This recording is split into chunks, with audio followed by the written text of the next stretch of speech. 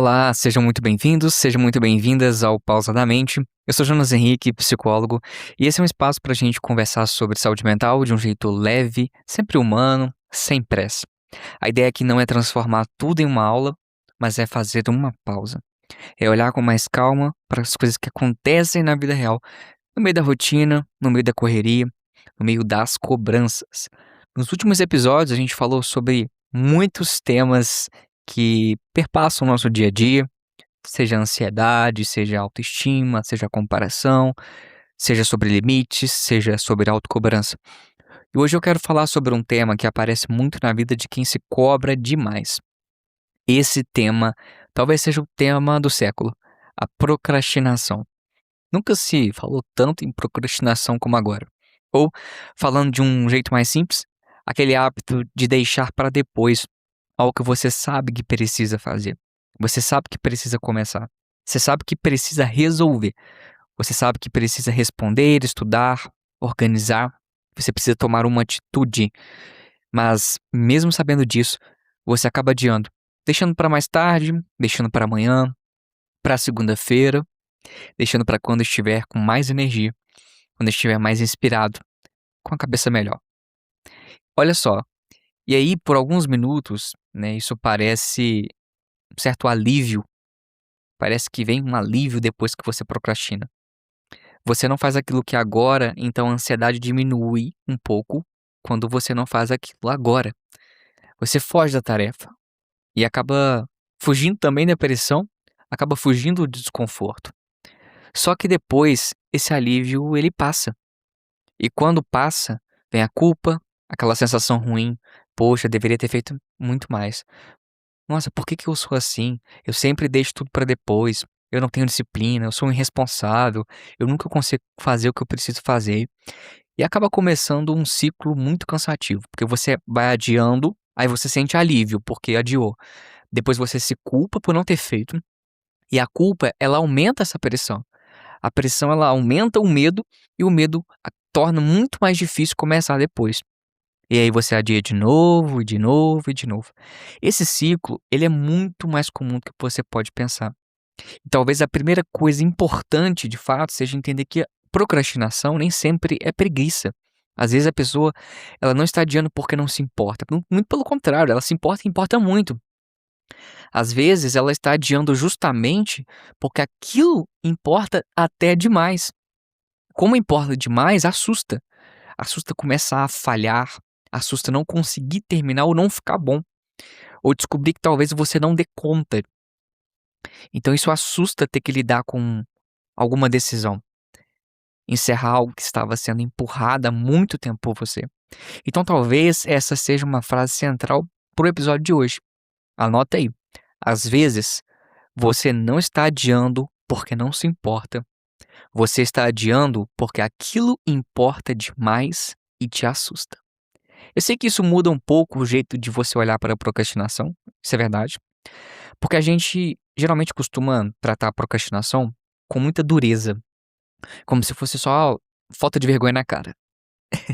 Falta de disciplina. Ah, mas é falta de força de vontade, Jonas. Falta de responsabilidade.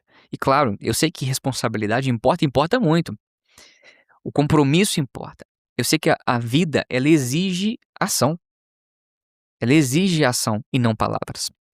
Mas quando a gente reduz tudo à preguiça, a gente perde a chance de entender o que está acontecendo por baixo.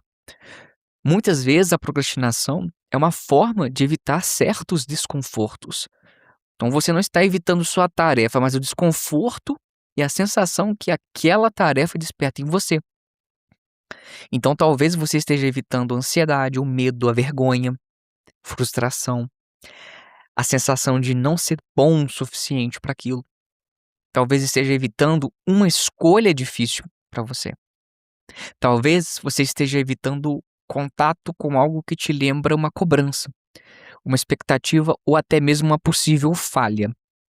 Então, em vez de se perguntar apenas por que eu não faço logo isso?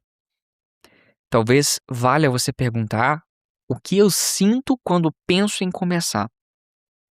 Essa pergunta ela é muito importante, porque às vezes o problema não está no tamanho real da tarefa, mas está no tamanho emocional que ela ganhou dentro de você. Responder uma mensagem pode até parecer ser simples, mas se aquela mensagem envolve conflito, cobrança ou até medo de decepcionar, fica pesado. Começar um trabalho pode parecer ser simples, mas se você acha que precisa fazer perfeito, começa a virar uma ameaça. Organizar uma pendência pode parecer ser simples, mas ela te lembra que você está atrasado, você sente culpa, até mesmo antes de começar. E quando uma tarefa vem carregada de ansiedade, de medo, a mente tenta escapar de alguma forma. Ela vai procurar um alívio rápido. O alívio rápido pode aparecer de várias formas. Você pode mexer no celular, você pode ver vídeos, abrir rede social, scroll infinito, arrumar outra coisa menos importante, fazer uma tarefa pequena só para sentir que está fazendo algo. Você pode comer, você pode dormir, ficar pensando demais sem agir, planejar demais, tanto que você nunca começa. E aí a pessoa vai falar assim: nossa, eu não fiz nada no final do dia. Mas na verdade ela fez muita coisa, só que ela fez tudo fugindo de alguma coisa, principalmente das tarefas que mais importavam. Só que fez tudo menos aquilo que estava doendo encarar. E isso é importante porque procrastinar não é sempre ficar parado. Às vezes procrastinar é se ocupar com várias coisas para evitar uma coisa específica. Então você responde de mensagem menos importante, você organiza a mesa, você abre várias abas, faz planos, reorganiza a agenda, pensa mil estratégias para tudo, mas não começa o que realmente precisa ser começado. E aí vem a autocobrança, tema que nós já abordamos aqui no Pausa da Mente, em outro episódio. Vou deixar um card para você aqui para você poder acessar esse tema. Ah, eu deveria ter começado antes, agora não dá mais tempo, agora eu preciso fazer perfeito e rápido, agora eu tô atrasado, tô cansado. E quanto mais atrasado você se sente, mais difícil parece de começar, porque a tarefa que antes era só tarefa, vai se tornando para você, a partir daí, uma prova de capacidade, de disciplina, de valor, de competência. E quando uma tarefa vira prova de valor, qualquer começo parece arriscado demais. Por isso, muita gente procrastina não por falta de vontade, mas por medo de não corresponder. Especialmente pessoas muito autocobradas, pessoas perfeccionistas, pessoas que têm medo de errar, pessoas que aprenderam que só são valorizadas quando entregam muito, pessoas que se transformam pequenas falhas em grandes acusações contra si mesmas, na sua própria grande falha. Então a pessoa pensa: se eu não fiz muito bem, então melhor nem começar. Se eu não conseguir fazer tudo, não vale a pena fazer só um pouco. Se não for perfeito, vai ser um fracasso. Esse pensamento ele te trava e trava muito, porque o perfeito pesa demais. Jonas, mas perfeccionismo não é querer as coisas totalmente perfeitas? Tem uma outra vertente do perfeccionismo que evita a atividade, a tarefa, porque a pessoa que está ali vivendo essa procrastinação pensa não que necessariamente ela precisa fazer totalmente perfeita a tarefa. Ela só está fugindo do desconforto. Então ela prefere nem fazer, porque acredita que não vai fazer do jeito que ela idealiza. Isso pesa demais. Quando você exige que algo já comece perfeito, você tira de si o direito de começar pequeno. Tira o direito de aprender, tira o direito de ajustar, o direito de fazer uma primeira versão ruim daquilo. E às vezes a única forma de sair da procrastinação é se permitir começar imperfeito. Tem um livro é sensacional, eu te indico nessa leitura, é a Arte de Ser, que ele vai trabalhar essa imperfeição, a coragem de ser imperfeito. Se você tiver um tempinho, faça essa leitura. E eu gosto muito dessa ideia, porque o começo não precisa ser bonito, ele só precisa existir. Tem um outro livro do James Clear, Hábitos Atômicos, também fala sobre a atitude, sobre a ação prática de fato nas nossas vidas, e que não precisa ser algo gigantesco para a gente poder começar. Pelo contrário, eu posso começar imperfeito, até porque eu não vou alcançar essa perfeição. Eu vou melhorar, mas eu vou começar pequeno, mas eu começo. Atômico, mas eu começo. Então muita coisa só melhora depois que a gente começa. O texto, ele melhora depois do rascunho. A conversa, ela melhora depois do primeiro passo. O projeto, ele melhora depois que sai da cabeça e vai para onde? Para algum lugar. Mas ação. Então, ações e não palavras. Mas se você espera se sentir pronto para começar, talvez fique esperando muito tempo. E por quanto tempo a mais você vai esperar?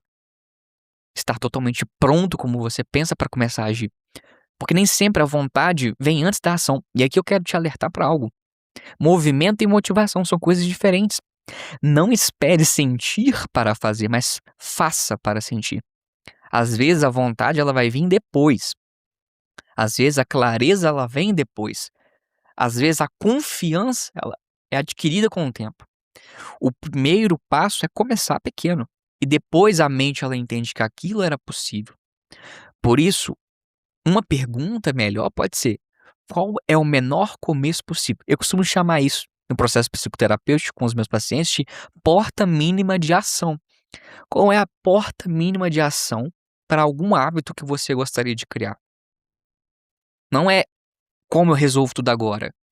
É qual é o primeiro passo pequeno que eu posso dar para que realmente conquiste o objetivo X.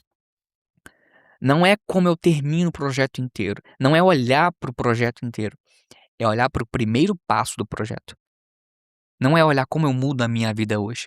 É como eu começo por 10 minutos, usando o meu tempo, tal dia, tal hora, com clareza e objetividade, a fazer tal coisa. O que eu consigo fazer agora sem me esmagar? Porque muitas vezes a gente procrastina porque olha para a tarefa inteira. E a tarefa inteira, ela parece um monstro. É o tal do elefante branco na sala. Mas quando você quebra em partes menores, quando você parcela, ela fica mais humana, mais possível, mais próxima. Vou dar um exemplo para você. Em vez de preciso organizar a minha vida financeira, talvez o primeiro passo seja abrir o aplicativo do banco. Em vez de preciso estudar tudo, talvez leia 2 páginas. Ah, eu preciso gravar um conteúdo perfeito, Jonas. Não, talvez você possa escrever 3 tópicos para você montar o conteúdo. Em vez de você dizer, né, preciso resolver minha vida, talvez seja melhor você mandar uma mensagem. Em vez de preciso mudar a minha rotina inteira, talvez seja arrumar um horário para dormir um pouco melhor. O menor começo possível reduz a ameaça. Então, quando você reduz a ameaça, fica muito mais fácil de agir. E outra coisa importante é cuidado com a armadilha da culpa. Porque depois de procrastinar, muita gente acaba tentando se motivar pela culpa. Então a pessoa se xinga, se autodestrói, se chama de preguiçosa, promete que amanhã vai virar outra pessoa. Ela admite na sua própria identidade que ela é uma procrastinadora. Eu sou um procrastinador. Ei, para com isso. Você está procrastinando, mas não tome para si essa identidade para que ela não faça parte de você como você pensa. Senão fica ainda mais difícil de você resetar esse comportamento na sua mente. Então, você precisa diminuir o nível da cobrança e ser mais intencional nos seus hábitos, nas suas ações, para facilitar o teu hábito. Então, a pessoa tenta sair do ciclo usando exatamente o combustível que mantém o ciclo funcionando, que é a culpa e o medo. E talvez, em vez disso, a gente precise de responsabilidade com gentileza. Sim, eu adiei. Sim, isso teve consequência para minha vida. Eu sei que eu preciso fazer algo a respeito disso, mas gentileza para não transformar isso em identidade. Não é porque você adiou que você é um fracasso. Não é porque você teve dificuldade de começar que você nunca vai conseguir fazer nada. Você procrastinou? Sim. Mas você não é preguiçoso porque procrastina. Eu estou procrastinando. Eu não sou um procrastinador. A forma como você fala com você depois de procrastinar influencia muito o que acontece depois. Porque se você se destrói, se culpa, tem medo, se você se observa com honestidade, talvez consiga entender melhor o que travou você. Então, quando perceber que você está procrastinando, em vez de se atacar, tenta se perguntar do que eu estou tentando fugir agora. Talvez você descubra que está fugindo de uma emoção, de uma cobrança, uma insegurança, um medo, uma conversa, uma sensação de incapacidade. E quando você nomeia o que você está sentindo, a tarefa deixa de ser um monstro invisível e passa a ganhar o contorno necessário para você enxergar. Você entende melhor o que está acontecendo. E aí você pode agir de uma forma mais cuidadosa. Não é perfeito, mas é cuidadosa. Então você precisa, talvez, respirar antes de começar um pouco. Divida as tarefas, peça ajuda, faça uma versão simples dessa tarefa. Aceite que vai te dar desconforto mesmo. E tudo bem, porque algumas coisas importantes dão desconforto. Então a ideia não é eliminar o desconforto só para você agir. Agir é aprender a levar um pouco de desconforto junto. Então você pode começar mesmo ansioso, inseguro, sem vontade, com medo, sem certeza.